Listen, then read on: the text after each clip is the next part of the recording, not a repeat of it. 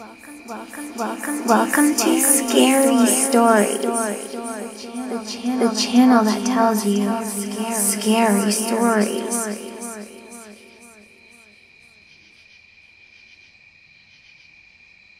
Hey everybody, it's your old pal Bigfoot here with a two-part werewolf tale.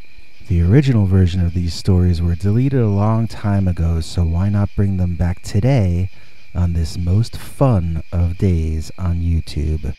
Get ready for the two-part saga of the Werewolf of Chappaqua, as told to and read by Peter Bernard.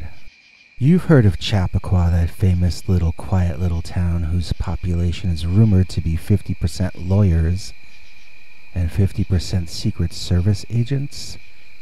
I can guarantee you've never heard that there used to be reports of a werewolf in that town.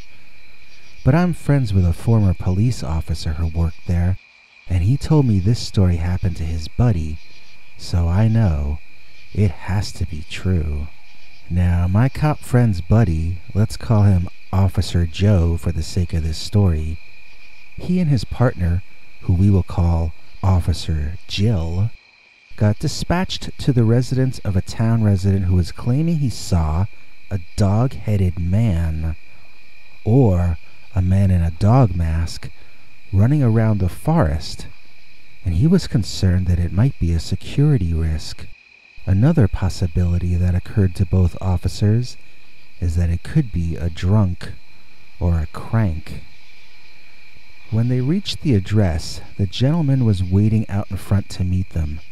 He was middle-aged but fit, dark eyes with sandy blonde short hair, thick black glasses, a navy Brooks Brothers pullover sweater, and khaki Dockers.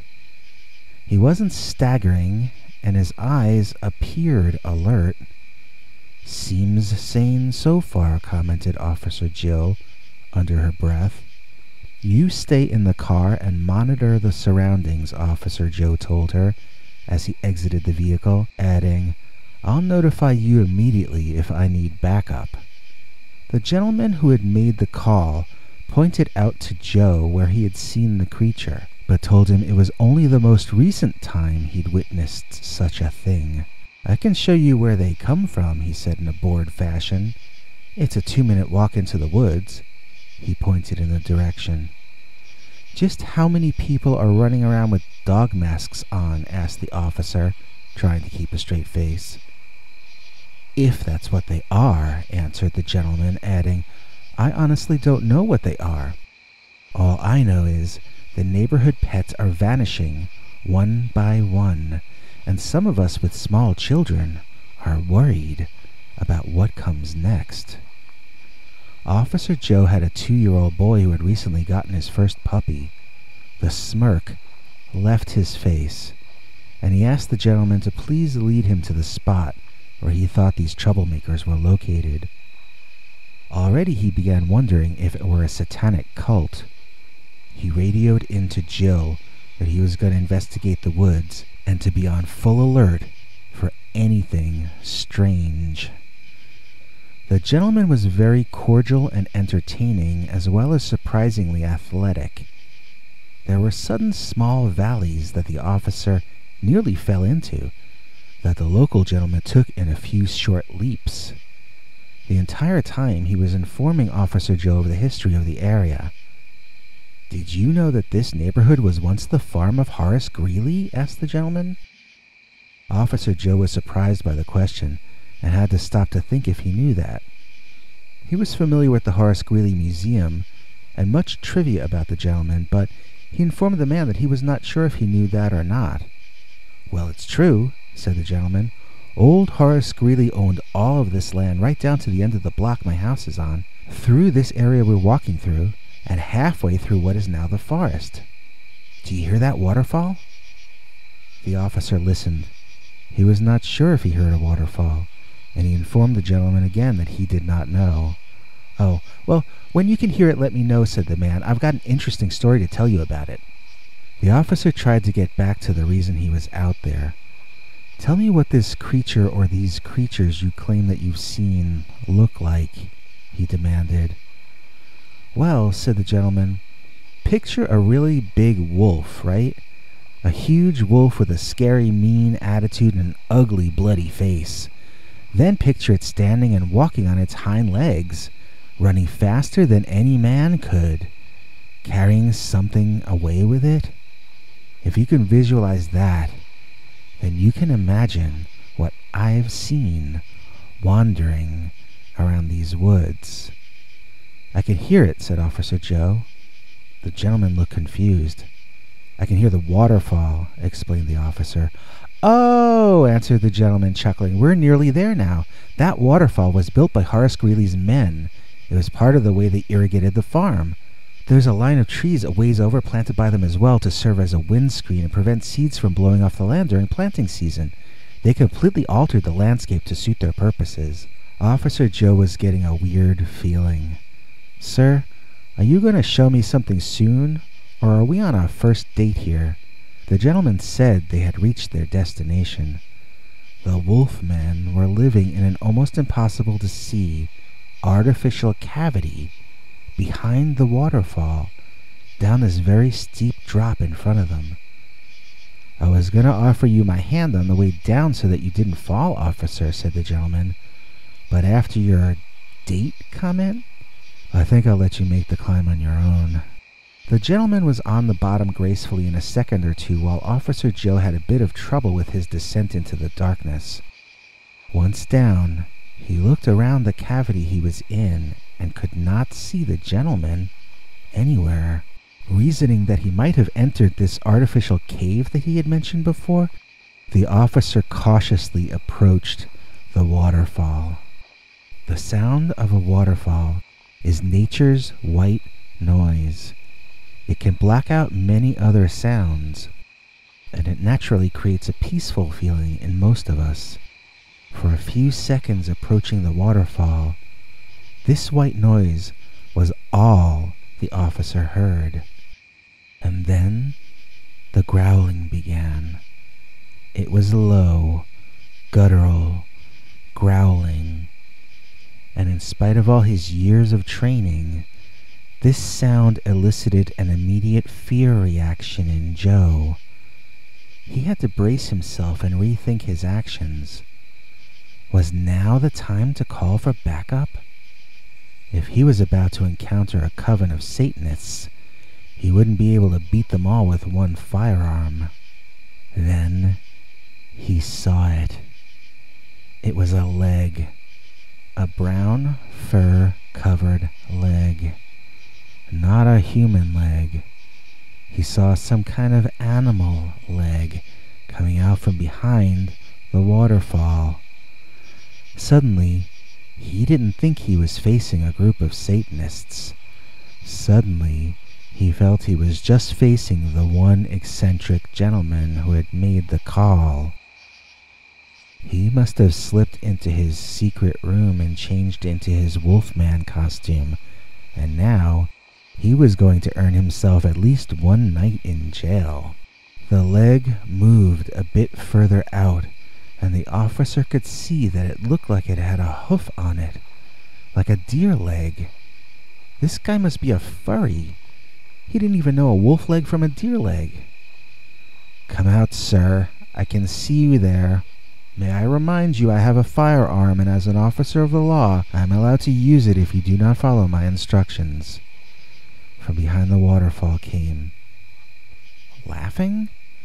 Something like what laughing might sound like in hell. Officer Joe rolled his eyes at the theatrics. He decided to humor the perpetrator. All right, Werewolf of Chappaqua, I've got you cornered. You have no choice but to come out and give yourself up, stated the officer loudly.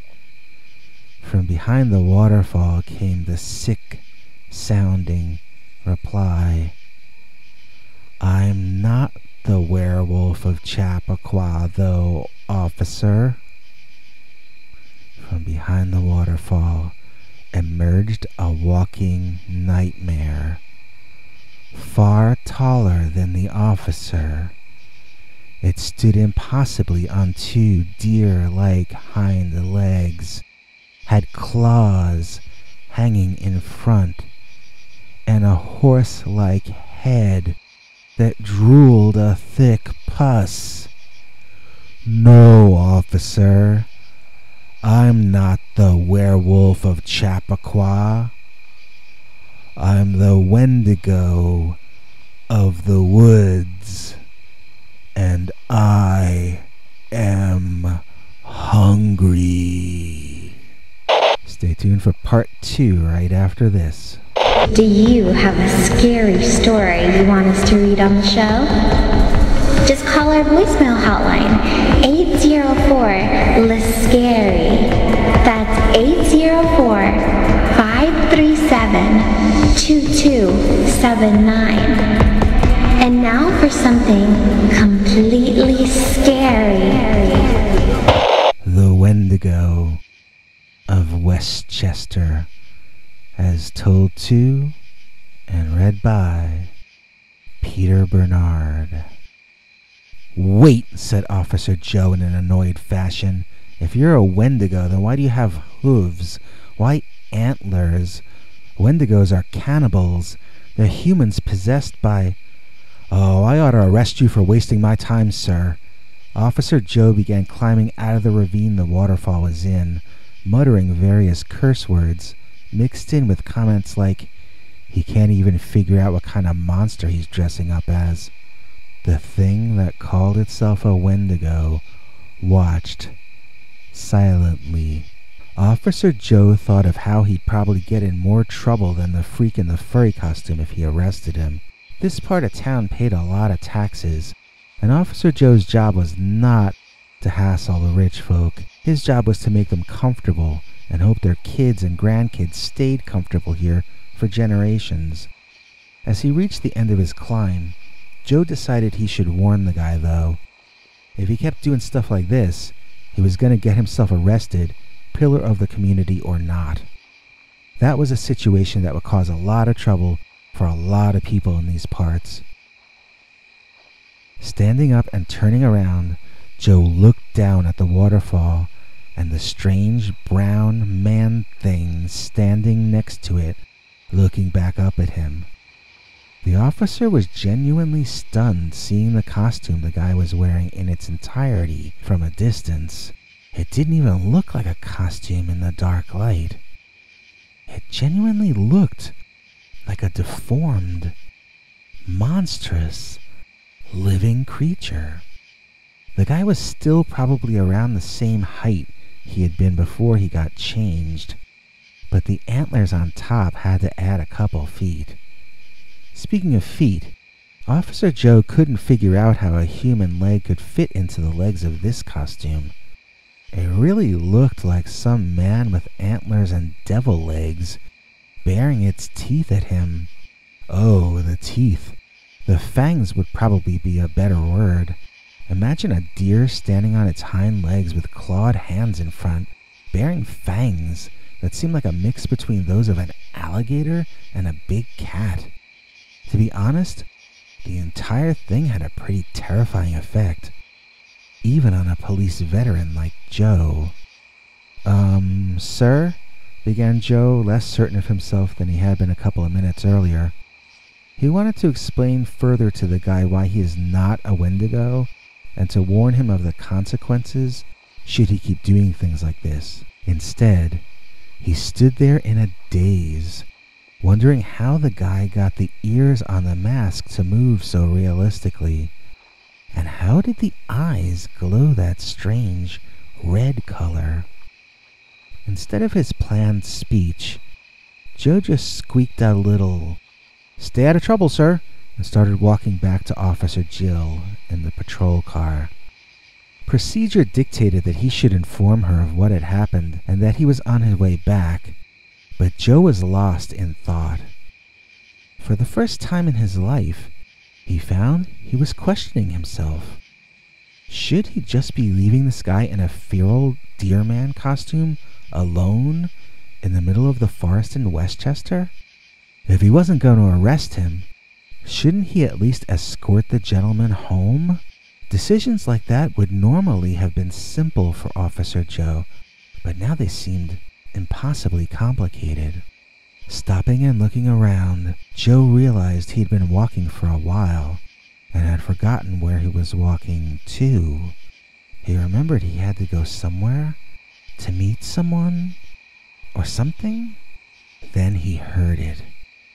The voice of his partner, Officer Jill. That's who he was walking toward. Joe? It called out. Jill? He called back. Did you leave the patrol car? There was no answer. Jill? Why are you not contacting me by radio? He listened and waited and was about to call out again when he heard it. Joe? The voice asked, identical to how it had sounded the last time. Was it a recording? It sounded more like a parrot imitating Jill than his partner herself. Joe drew his gun and walked in the direction of the voice as silently as he could, keeping his eyes peeled for anything out of the ordinary. Then, Joe? The same sound, but now from a different direction. Confused, Joe wasn't sure if he should head in the new direction or continue on his path. Then he heard Joe come from directly behind him, and much louder. Turning around, Joe did not see his partner, Officer Jill. Turning around, Joe saw Nightmare. Not a nightmare, not the nightmare. He saw Nightmare. Joe watched as every muscle tensed and moved under the skin of this unmistakably real, unbelievably strange monster that was in front of him, walking toward him. It didn't walk like a man in a costume. Joe wondered how all that weight could be balanced on top of those two tiny devil hooves. The monster seemed too top-heavy to be able to walk on its hind legs, and yet here it was doing that. The animal man growled, and Joe looked up from its hooves to its face. Saliva was dripping out of its mouth. It was hungry. Joe realized the sight of him made the monster's mouth water. I'm going to die, aren't I? Asked Joe. Don't worry, said the monster in a voice that could not occur in nature. Don't worry. I won't eat your flesh. I only want to eat your sanity. Joe looked up as the monster walked closer, and it grew taller. Had Joe fallen on the ground? Or was the monster actually taller now? No, it really was taller. He saw it grow and grow, taller and taller. Now it was taller than the trees. Now it could step on him like he was an ant. That made Joe laugh. Now Joe was an ant. Officer Jill found Joe soon afterward lying on the ground in the forest in the fetal position. His hair had all turned completely white. He laid there telling the story I've just told you over and over and over again. And if you visit Joe at the Four Winds Hospital in Katona, you'll find him in a straitjacket in a cell, lying on the floor. And if you spend time with him, he will tell you this story himself, over and over and over again. The end. I wonder if that's true. Who's up for going on a trip to Katona to the Four Winds Hospital and see if there's an officer named Joe there? I don't know, seems kind of creepy to me. We'll be back tomorrow with yet another scary story. Check out the audio podcast version of Scary Stories NYC, now available on iTunes, Stitcher, Google Play, and other popular podcatchers. Bigfoot Attacked My Tiny House. Scary Stories by Peter Bernard, Volume 1, now available on Amazon in paperback.